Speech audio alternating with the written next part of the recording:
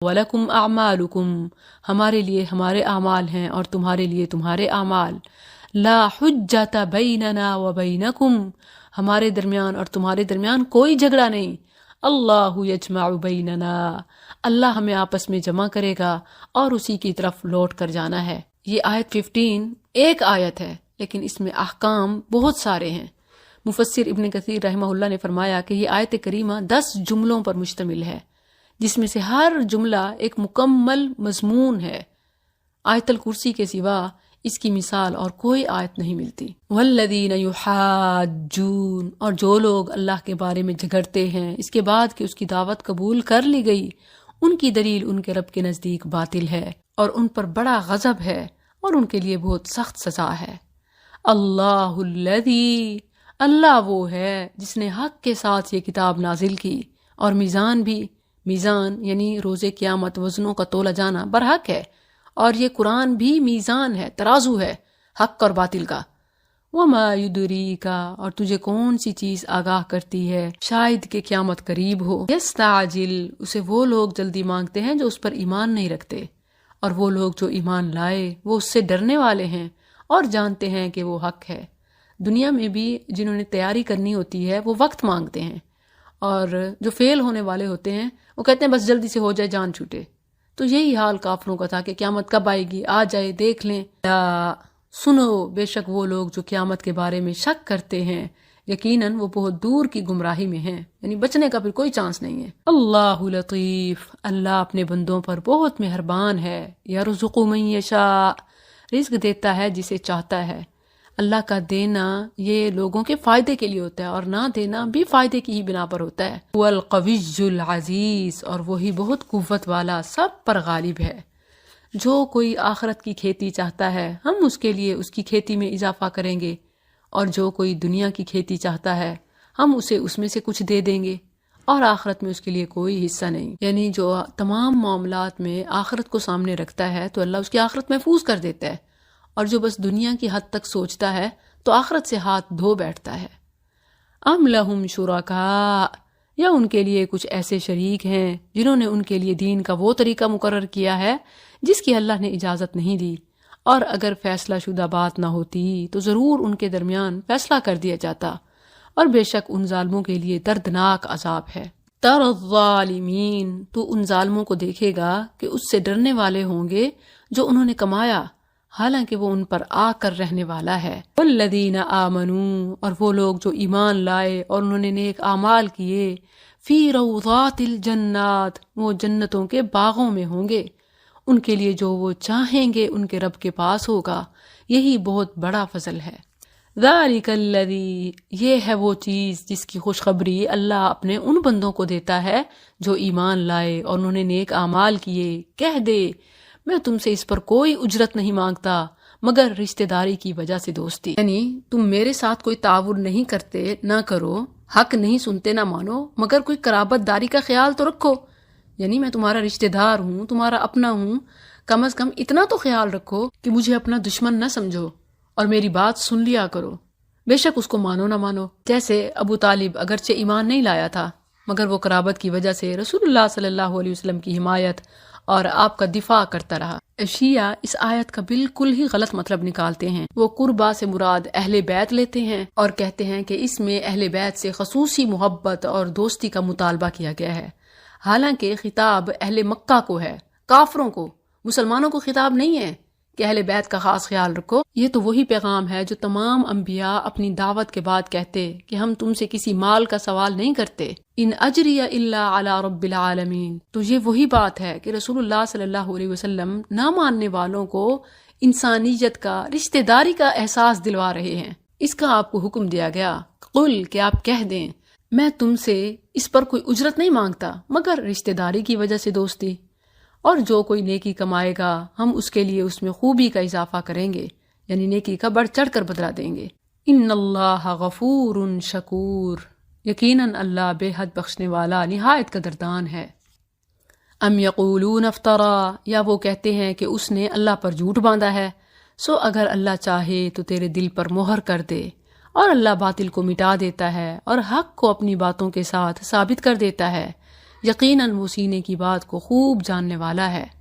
وَهُوَ الَّذِي، اور وہی ہے جو اپنے بندوں سے توبہ قبول کرتا ہے اور برائیوں سے درگزر کرتا ہے اور جانتا ہے جو تم کرتے ہو۔ اس آیت میں عام معافی کا اعلان ہے، اس کے لیے توبہ کی قبولیت کا ذکر کیا اور اسے اپنی صفت قرار دیا۔ وَهُوَ الَّذِي، اللہ وہ ہے جو توبہ قبول کرتا ہے۔ یاد رہے کہ توبہ کی شرائط ہیں۔ کفر سے توبہ تو اسلام قبول کرنے سے ہی ہوتی ہے، البتہ گناہ سے توبہ کے لیے گناہ پر ندامت، اسے چھوڑنا اور آئندہ نہ کرنے کا عزم ہے، اور اگر گناہ کا تعلق بندوں کے حق سے ہو تو حسب استطاعت اسے ادا کر دینا بھی ساتھ ہے، اگر نہ زبان سے توبہ توبہ کہتے رہیں، ہاتھ میں تسبیح پکڑتے رہیں۔ یہ تو وہی ہے جو فارسی کے ایک شاعر نے کہا، سبحہ تسبیح کو کہتے ہیں اور کف ہاتھ کو، سبحہ در کف، ہاتھ میں تسبیح ہے، توبہ بر لب، زبان پر توبہ، دل پر از ذوق گناہ، اور دل گناہ کی لذت سے بھرا ہوا ہے۔ یہ تو وہ ہے کہ گناہ کو ہمارے استغفار پر ہنسی آتی ہے۔ وَيَسْتَجِيبُ الَّذِينَ، اور ان لوگوں کی دعا قبول کرتا ہے جو ایمان لائے اور انہوں نے نیک اعمال کیے، اور انہیں اپنے فضل سے زیادہ دیتا ہے، اور جو کافر ہیں ان کے لیے سخت عذاب ہے۔ اور اگر اللہ اپنے بندوں کے لیے رزق فراخ کر دیتا تو یقیناً وہ زمین میں سرکش ہو جاتے۔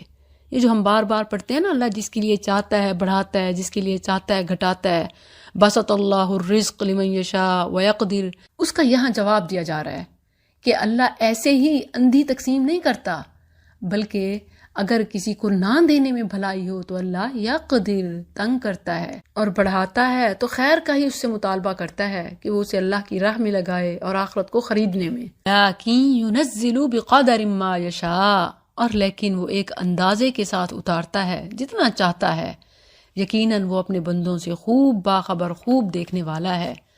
وَهُوَ الَّذِي، اور وہی ہے جو بارش برساتا ہے اس کے بعد کہ وہ نا امید ہو چکے ہوتے ہیں، اور اپنی رحمت پھیلا دیتا ہے، اور وہی مدد کرنے والا ہے، تمام تعریفوں کے لائق ہے۔ وَمِنْ آیَاتِهِ، اور اسی کی نشانیوں میں سے آسمانوں اور زمین کی پیدائش ہے، اور جو اس نے ان دونوں میں کوئی بھی جاندار پھیلا دیے ہیں، اور وہ ان کو اکٹھا کرنے پر جب چاہے پوری طرح قادر ہے۔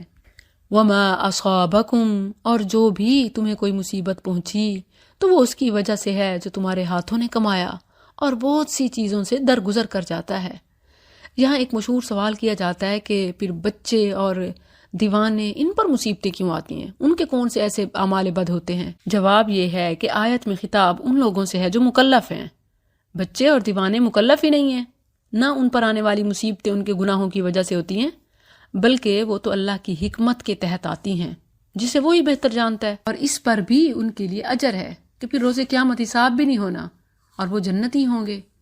وَمَا أَنْتُمْ، اور نہ تم زمین میں اللہ کو کسی صورت عاجز کرنے والے ہو، اور نہ اللہ کے علاوہ تمہارا کوئی دوست ہے اور نہ کوئی مددگار۔ وَمِنْ آیَاتِهِ، اور اسی کی نشانیوں سے سمندر میں چلنے والے جہاز ہیں جو پہاڑوں جیسے ہیں، اگر وہ چاہے ہوا کو ٹھہرا دے تو وہ اس کی سطح پر کھڑے رہ جائیں۔ بے شک اس میں ہر ایسے شخص کے لیے یقیناً کئی نشانیاں ہیں جو بہت صبر کرنے والا، بہت شکر کرنے والا ہے، یا وہ انہیں اس کی وجہ سے ہلاک کر دے جو انہوں نے کمایا، اور چاہے تو بہت سے لوگوں سے درگزر کر دے، اور تاکہ وہ لوگ جو ہماری آیات میں جھگڑتے ہیں جان لیں کہ ان کے لیے بھاگنے کی کوئی جگہ نہیں۔ بس تمہیں جو بھی چیز دی گئی ہے وہ دنیا کی زندگی کا معمولی سامان ہے، اور جو اللہ کے پاس ہے وہ بہتر اور زیادہ باقی رہنے والا ہے ان لوگوں کے لیے جو ایمان لائے اور صرف اپنے رب پر بھروسہ کرتے ہیں۔ والذین یجتنبون، اور وہ لوگ جو بڑے گناہوں سے اور بے حیائیوں سے بچتے ہیں، اور جب بھی غصے ہوتے ہیں وہ معاف کر دیتے ہیں،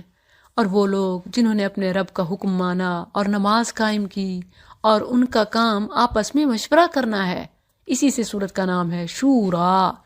وَمِمَّا رَزَقْنَاهُمْ يُنْفِقُونَ، اور ہم نے انہیں جو کچھ دیا ہے اس میں سے خرچ کرتے ہیں، اور وہ لوگ جب ان پر زیادتی واقع ہوتی ہے وہ بدلہ لیتے ہیں، ایک تو کفار سے اور دوسرا ظالموں سے بھی، یعنی جو کوئی ان پر ظلم کرتا ہے، طاقتور ہے تو اس سے ڈر کر چھوڑ نہیں دیتے، بلکہ وہ انتقام کے لیے اٹھ کھڑے ہوتے ہیں۔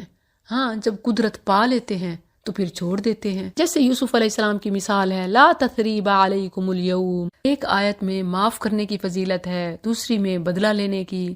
تو خلاصہ ان کا یہ ہے کہ اگر معاف کرنا یہ جرم سے باز رہنے کا سبب ہو تو معاف کرنا افضل ہے، لیکن اگر معاف کرنے سے سرکشی بڑھنے کا ڈر ہو تو انتقام لینا افضل ہے۔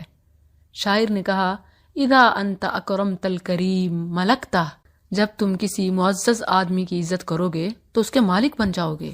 وَإِنْ أَنْتَ أَكْرَمْتَ اللَّئِيمَ تَمَرَّدَا، اور اگر تم کمینے کی عزت کرو گے تو وہ سرکش ہو جائے گا۔ وَجَزَاءُ سَيِّئَةٍ، اور کسی برائی کا بدلہ اس کی مثل ایک برائی ہے، پھر جو معاف کر دے اور اصلاح کر لے تو اس کا اجر اللہ کے ذمے ہے، بے شک وہ ظالموں سے محبت نہیں کرتا۔ وَلَمَنِ انتَصَرَ، اور بے شک جو شخص اپنے اوپر ظلم ہونے کے بعد بدلہ لے لے تو یہ وہ لوگ ہیں جن پر کوئی راستہ نہیں، یعنی مظلوم ظالم سے بدلہ لے لے تو اس پر کوئی مواخذہ یا ملامت نہیں ہے، کیونکہ اس نے اپنا حق لیا ہے، کوئی زیادتی نہیں کی، بشرطیہ کہ اتنا ہی بدلہ لے جتنا اس پر ظلم ہوا۔ انما السبیل، راستہ یعنی گناہ انہی پر ہے جو لوگوں پر ظلم کرتے ہیں اور زمین میں حق کے بغیر سرکشی کرتے ہیں، یہی لوگ ہیں جن کے لیے دردناک عذاب ہے، اور بلا شبہ جو شخص صبر کرے اور معاف کر دے تو بے شک یہ یقیناً بڑی ہمت کے کاموں سے ہے۔ اس لیے معافی کا جو اجر بتایا گیا ہے وہ بلا حساب ہے، یعنی اللہ بدلہ لینے والے کو تو اتنا دیتا ہے جتنا اس کا بنتا ہے، معاف کرنے والے کو اپنی شان کے حساب سے بلا حساب دیتا ہے، اور جسے اللہ گمراہ کر دے پھر اس کے بعد اس کا کوئی مددگار نہیں۔ اور تو ظالموں کو دیکھے گا کہ جب وہ عذاب کو دیکھیں گے تو کہیں گے کیا واپس جانے کی طرف کوئی راستہ ہے، اور تو انہیں دیکھے گا کہ وہ اس آگ پر پیش کیے جائیں گے، ذلت سے جھکے ہوئے چھپی آنکھوں سے دیکھ رہے ہوں گے، اور وہ لوگ جو ایمان لائے کہیں گے اصل خسارے والے تو وہ ہیں جنہوں نے قیامت کے دن اپنی جانوں اور اپنے گھر والوں کو خسارے میں گنوا دیا۔ سن لو، بے شک ظالم لوگ ہمیشہ رہنے والے عذاب میں ہوں گے، اور ان کے لیے کوئی حمایتی نہیں ہوں گے جو اللہ کے سوا ان کی مدد کریں، اور جسے اللہ گمراہ کر دے پھر اس کے لیے کوئی بھی راستہ نہیں۔ اپنے رب کی دعوت قبول کرو اس سے پہلے کہ وہ دن آئے جس کے ٹلنے کی اللہ کی طرف سے کوئی صورت نہیں۔ اس دن نہ تمہارے لیے کوئی جائے پناہ ہوگی اور نہ تمہارے لیے انکار کی کوئی صورت ہوگی۔ پھر اگر وہ منہ پھیر لیں تو ہم نے تجھے ان پر کوئی نگران بنا کر نہیں بھیجا، تیرے ذمے پہنچا دینے کے سوا کچھ نہیں۔ اور بے شک جب ہم انسان کو اپنی طرف سے کوئی رحمت چکھاتے ہیں وہ اس پر خوش ہو جاتا ہے، اور اگر انہیں ان کی وجہ سے کوئی مصیبت پہنچتی ہے جو ان کے ہاتھوں نے آگے بھیجا تو بے شک انسان بہت ناشکرا ہے۔ آسمانوں اور زمین کی بادشاہی اللہ ہی کی ہے، وہ پیدا کرتا ہے جو چاہتا ہے۔ یَہَبُ لِمَن یَشَاءُ إِنَاثًا، جسے چاہتا ہے بیٹیاں عطا کرتا ہے۔ یہاں اللہ نے بیٹیوں کو اپنا عطیہ قرار دیا۔ وَيَهَبُ لِمَن يَشَاءُ الذُّكُورَ، اور جسے چاہتا ہے بیٹے عطا کرتا ہے۔ بیٹے بھی نعمت ہیں، بیٹی بھی نعمت ہے، لیکن اللہ نے بیٹوں سے پہلے بیٹی کا ذکر کیا۔ اس کا